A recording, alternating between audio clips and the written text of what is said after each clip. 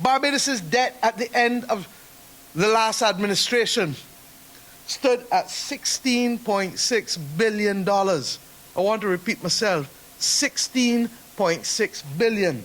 When we restructured the debt, we went down to 12.7. And thereafter, because of COVID, we've gone back up to 13.1. We have increased absolute debt in this country in the pandemic only by less than 500 million, even though I just gave you a figure of an adjustment in 2020 that was about 900 million.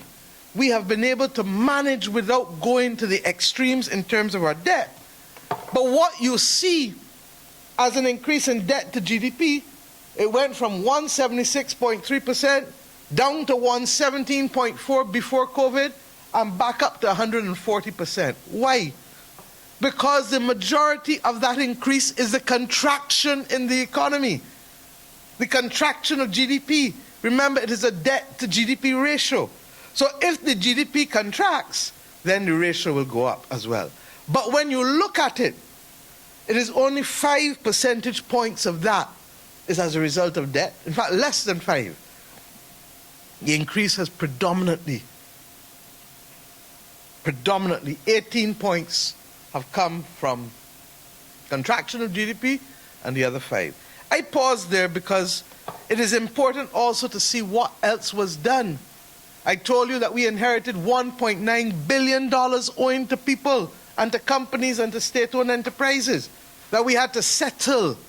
We're down to $63 million here.